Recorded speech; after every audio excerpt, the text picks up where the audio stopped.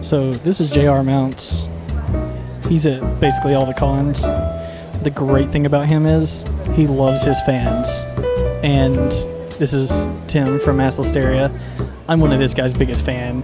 Fried Pickle Noir is one of the absolute coolest books I've read in years.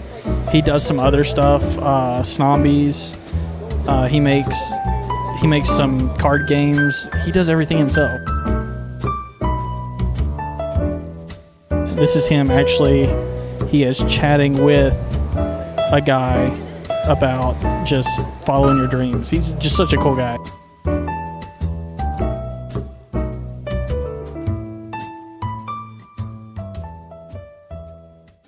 This is Nathan. I'm here at Yama-Con 2015 at the LeConte Center. I'm here talking with JR Mounts. JR, tell everyone out there why a pickle? Why a pickle? Because a banana was just stupid and unappealing. This is what you get. This is what you get here. All right, I'm an equal opportunity megalomaniac. You know, if we get in a pun off, this might take a while. All right. I'll steal your first one and say, if you go up against me, you're shocked. Because I know I'm stealing it. I relish that statement. That's it. All right, yeah. All right, why a pickle? All right. Literally because I was eating fried pickles at the time with my friend. And my friend goes, oh, you know what would be a good character is if you made a fried pickle a character. And bam. Really glad you weren't eating a sausage at the time. Or pudding. I will say I did create a character once called Mad Maxi Pad. I can't use him yet. You have to wait till next month? It's a book that's like... Okay, all right. It's a book that cycles? Okay, yeah. Just making sure that they got that. We're a family-friendly type of thing? No. Oh, okay. I mean, sometimes, but depending on how friendly this is, depends on where it goes. Oh, okay. Well, it can go anywhere you have the money for, baby. I rent. You rent your love? I do rent my love. I can't buy anything. I rent. Love's not cheap. All right, so you got started because you were eating a pickle. Well, yes. And, well, to be honest, I was born a poor black child. No, okay. Way back when, I was a musician. Music wasn't going to go anywhere. Way back when? Way back when. Beatles, black and white. My life was in black and white, you know. I was going to be a musician. I was absolutely sure of it. It was going to happen, you know. And then when it didn't happen, clearly, I didn't know what to do. So my friend said, well, why don't you just draw comic books, you know? And my joke was, why don't you just make the Sistine Chapel? It's so easy. Why don't you just do something? Right. So, but when you think about it, though, I just did what I like to do. I like to doodle. I thought about it for a while. I thought, well, maybe she had something there, and started drawing the Scairy Tales kids, Halloween kids that, are misfits, and they meet a town full of monsters. And like with everything, they make their own comic books, and they make their own costumes. And what comic book would they draw? Well, they, of course, would draw something crazy. As I was thinking about that, we went out to dinner, had some fried pickles. Not we. Well, yeah, me and my friends. Yeah, not you and I, because you'd pay. But, so we're out to dinner, and she suggests a fried pickle character. I thought, there's my comic book that the kids are going to write and draw. So I thought, kind of like a Spaceman Spiff thing, where he'd go into his head and imagine a fried pickle detective. But as I kept developing the story, the shtick kept getting bigger. He's a hard-boiled detective in this seedless city called the Pits, full of grime, and it took off. It was dominoes and snowballs, and Cumbersome became reality. And to this day, he's my most popular book. I've got so much on my table, but he's my most popular book. He's the only one that you have a mannequin of. If you had a mannequin of a kid in a shark suit, then you would be Katy Perry. Copyright pending. I love both things about Katy Perry. So, what else inspired you? Like, why'd you go the noir route other than just some of the puns that built themselves? You know what? What I had to make sure of is that noir, it was very important because it was an easy visual, For me, if I was going to do something funny, yes, my Scairy Tales Kids is my Charlie Brown, Calvin Hobbes Nightmare Before Christmas. Fried Pickle Noir had to have a different aesthetic. It's paragraphs and pictures, so it's not sequential art. I wanted the darkness of the noir, because the shading and the Dick Tracy type characters you can create. Oh, he's the Hellraiser. Oh my gosh, it's the Tiramisu. Look, it's Killjoy, the Melonhead mobster. So I love the idea of all these weirdo characters in noir. And if you've ever watched any like Looney Tunes or anything like that, there's nothing funnier than sticking it up with noir. She had a face like mud and a voice like pie. She was a blonde to make a priest kick in a stained glass window. It's that kind of stuff. That's Raymond Chandler. Okay, that's classic noir.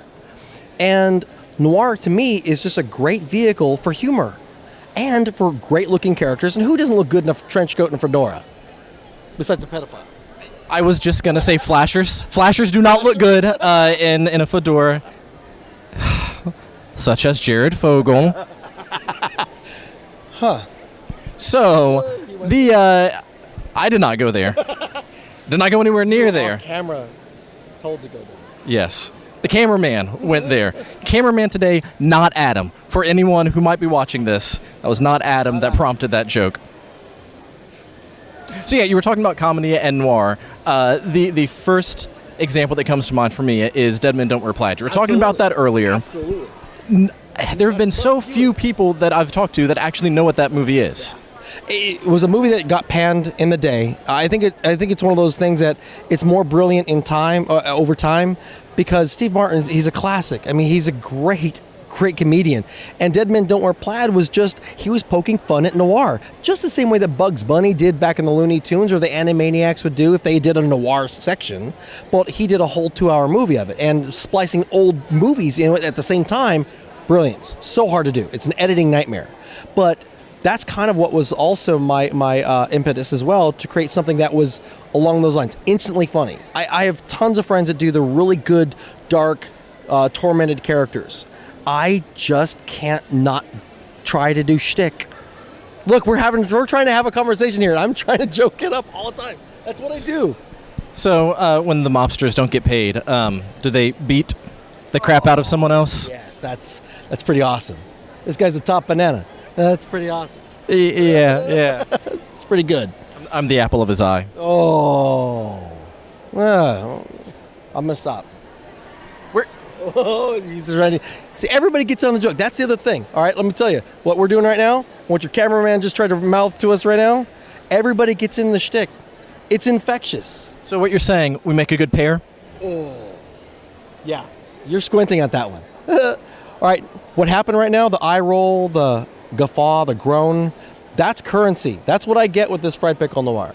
When I tell people Sin City meets Veggie Tales, crime stories for fruits and vegetables trying to bump each other off mob style in a seedless city called The Pits, starring cucumbers. You get the eye rolls, you get the groans, the guffaws, and that's perfect for me. That's what I want. That's my life's blood. I love it. Thank you. I will say this. The hardest thing, though, even though I'm doing shtick and it is humor, the stories have to be dead on. You still have to write a good story. So really, the challenge for me, and the thing that keeps me honest, is that I still have to write a good mystery. Yeah. I still have to write interesting characters. I try to keep it funny, for sure, but I still have to have characters that resonate. Like at some point, I will tell you this, you're going to get an exclusive. At some point, the book War and Peas will be coming up, where they fight the Nazis. Yes, the Nazi party will be coming in. They're going to put everybody in concentrated camps that isn't a protein. You heard it here. It's coming. I'm building up. Oh, it's coming. It's so bad. Such a goober. Yes, that's right. It's a peanut joke. That is pretty good. I'm a shell of a man without you. Yeah. That's what happens. I just want to go back and edit all this to all the times that you said hard shtick, so that you keep talking about your hard shtick the entire time. Hey, I'm trying to slip my pickle to as many people as possible. So the shtick it's all part of the thing. So, if we keep talking to you, will we get a good deal on some of these? Oh, God, you did that. I did that. You did that. He went there. It's a callback to something that happened off camera.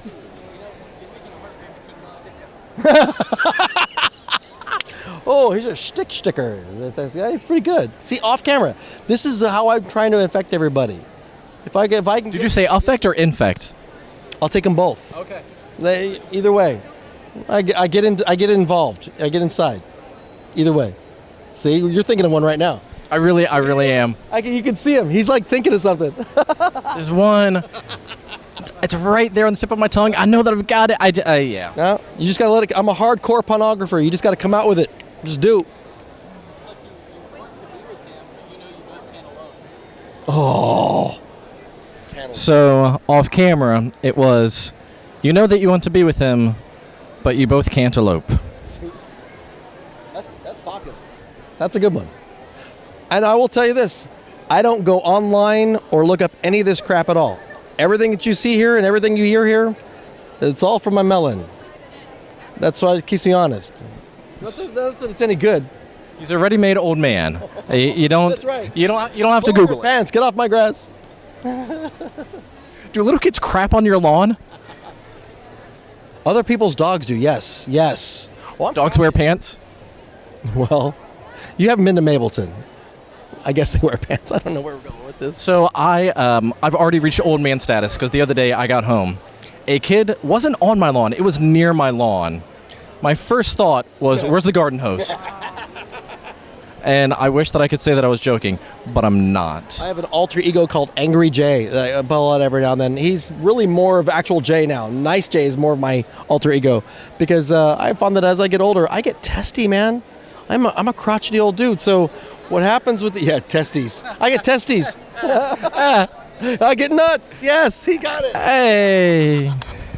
See, I need to carry that around with me. You're nuts? Well, let's have a hand for my nuts. My hands are going to stay away from his nuts. This started out PG. We're entering Frolic-Con area now. We're kind of getting to that area. And we haven't used a cuss word, so that's pretty good. Yet.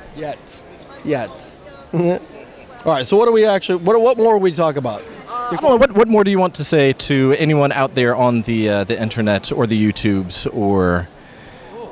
On the Uternet. Yes. On the intertubes. On the Utertubes. You know what? Where can they find you? We'll go there, and then you can say your thing, because I interrupted you like a jerk. You can usually find me at my house. Which is... Okay. All right, you can go to ScairyTalesNoir.com. That's scary with an I because it's the not-so-scary fairy tales. All right, so that people don't think I do horror comic books. So go to ScairyTalesNoir.com or just go on my Facebook, jrmounts.com, or jrmounts.com on Facebook. Woo! Yes, I own Facebook. But congratulations on your new kid. Yeah. Yeah. So you just find me at a con, online, whatever. I've got 2 more shows, this one and Jekyll-Con next week, and then I'm done for the year, and I've got 2016 already prepping up, baby. Looking to come back to a lot of shows I've done this year and try some new ones. I'm hitting Los Angeles for the first time next year. Nice. Missouri, Less nice. Los Angeles, and was it Omaha? No, Ohio. Columbus, Ohio. Puns are good in Ohio. I'm hoping I'm gonna have hot puns. My folks are from Ohio, so I grew up on old man puns. Oh yeah, well I come by this honestly too. Yeah, I'm 3rd generation punster. So yeah, this is what happens to your children. You know. Yes, this is hot cross puns. That's awesome. He needs a mic. Since you're angry, I'll be hot. So I'm hot, you're cross. Oh, nice. Puns. I'm not hot? All right, I'll be the gelatinous. Switch that reverse. He's going to switch in reverse. That sounds like a Frolic-Con move right there. No, I'm just saying. No. So your advice to the intertubes. All right, my advice to the intertubes. All right, for everybody that I have met at these shows that say they can't draw, it ain't true. Look, you didn't always drive, you didn't always hold a fork, you didn't always speak in sentences. So to everybody who wants to do what we do, and that means not make any money and fail miserably, you can do this too. You know, some people still don't speak in sentences. Quoi? Yep. Yep. True. not too long ago, I encountered my first run-on fragment. Like 4 fragmented thoughts. None of them a complete thought, not a complete sentence. Really? And you remember, that must have been significant. No, I didn't say it. Oh. Someone else, yeah. All right. Where are you from normally? Down south. Down south. Yes, down south. Way down south in Cleveland, Tennessee. I'm from Southern California normally, so the longer we talk, the more duty I get. But I'll say, I've learned the Southern vernacular, y'all. I can actually understand it now. The more duty, The more duty. Yes, the more duty I get. the crappier you talk. I have runs on sentences. I think that we just need to go ahead and flush this one away. Oh, that's good. That's good. See, this happens. This is what happens. You get it? This conversation is leaking off into the camera. Don't cross any streams. Leaks can be a double pun, because leaks, urine, and large onion-y things. That's a innuendo. He likes that. He does like it innuendo. My favorite ones. I love a good innuendo. Tim loves them. Now we're abusing the puns. So There's definitely some abuse going on. We've lost our audience at this point. They shut it off like 2 seconds in. I'm abusing my airtime right now. Your editor's gonna have a terrible time. That's me. Your boss is gonna have a terrible time editing. Oh, never mind. That's all of us. We're all gonna have a terrible time. I'm the only one having a good time. But I thank you for my airtime. Well, thank you for talking to us. Again, this was J.R. Mounts with Scairy Tales and Fried Pickle Noir here at Yama-Con 2015 at the LeConte Center. I'm Nathan. Bye.